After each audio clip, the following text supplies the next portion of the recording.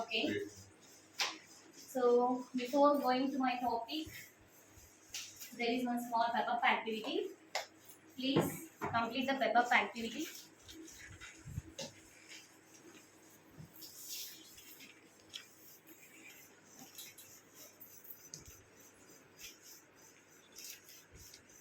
I'm going to use this Harita. Yes. So there is a conversation between two friends, Harry, the hare, and Fiona, the fish.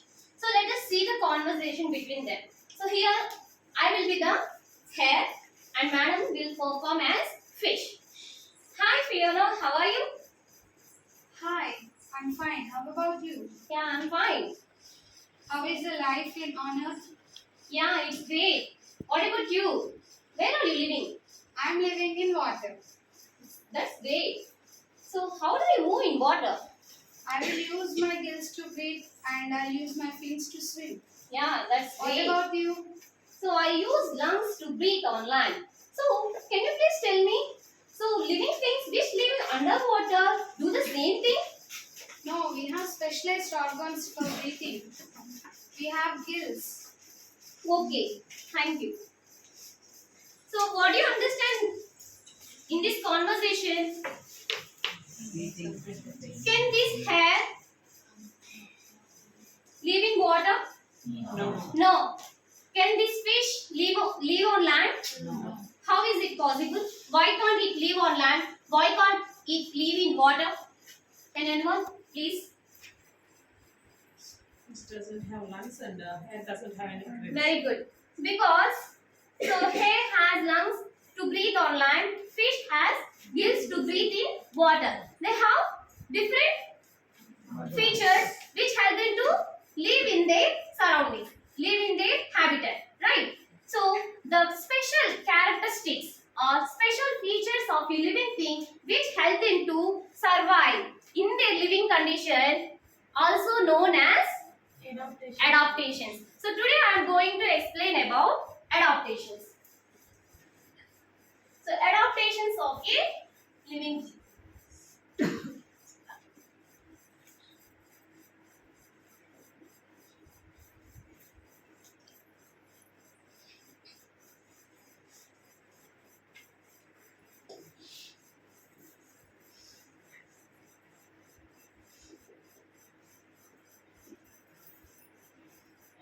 Yellows of my topic are define, identify. So all living things need food, air and water to live and grow, right? So however,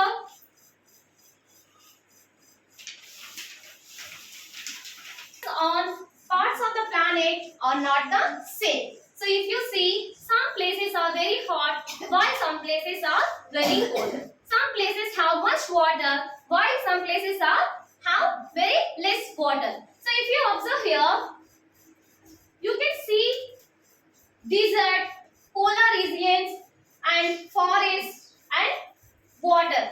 I mean water means oceans as homes. So however, all living things made all these places as their homes. So let us see few animals which live in their habitat. So habitat means what? Natural home. So let us see desert animals. So what are the desert animals we can see in the desert? Phoenix hawks, scorpion. What is this? Don't you know? Rattlesnake. This one rattlesnake and camel. So this camel is also known as sheep of the desert. So and Arctic animals. So this one is walrus. Arctic hare. Arctic fox or wolf. This one this one wolf.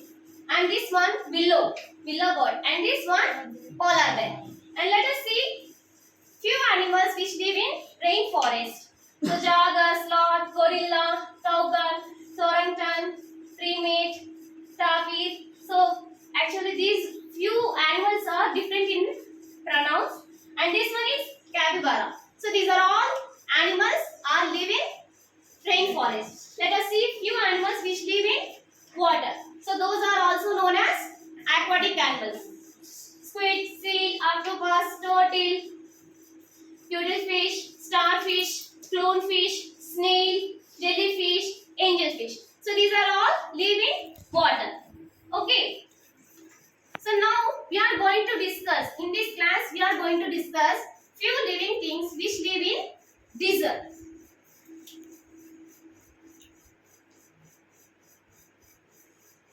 Do you know about desert? So deserts are very hot and dry, and we can't find more water in desert. However, living things, plants and animals which live in desert, they need water to survive as like us, right? But they can't find more water in desert. So how can they overcome from that heat?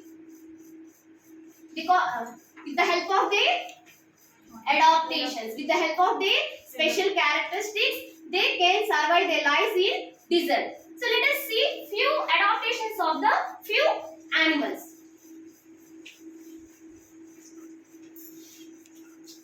About camel. So camels have long eyelashes which help them to keep the sand out of their eyes. So camels have long eyelashes which help them to keep the sand out of their eyes.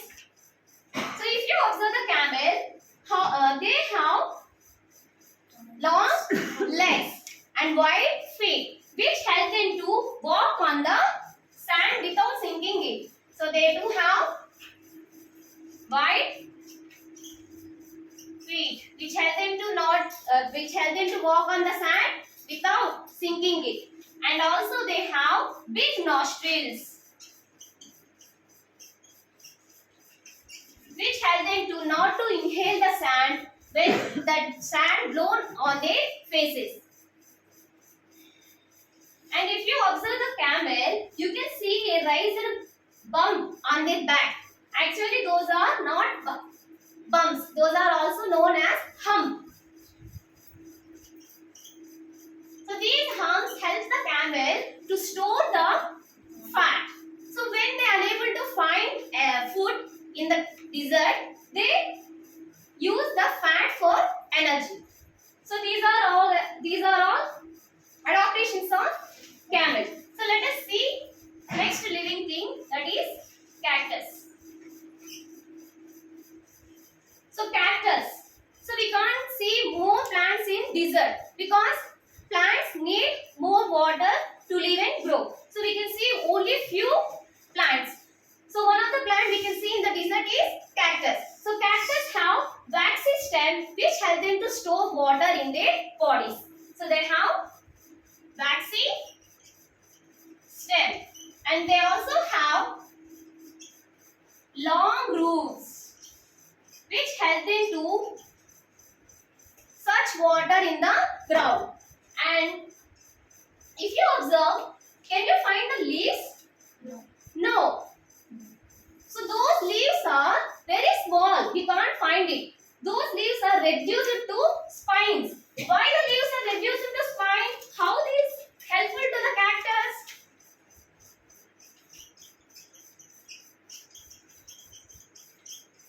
Leaves are reduced to spines.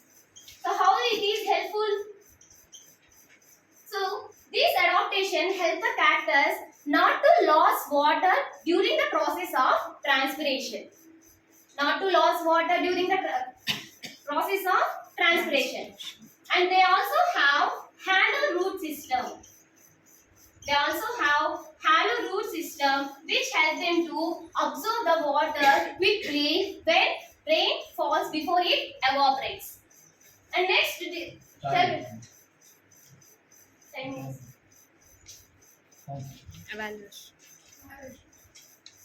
Okay, once recall.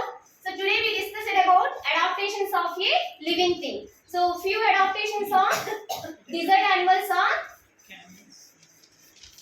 long eyelashes, wide feet, big nostrils, hump. These are all adaptations we can see in the camels. And next, adaptations of cactus, waxy stems, long root, leaves are reduced to spines, hollow root system.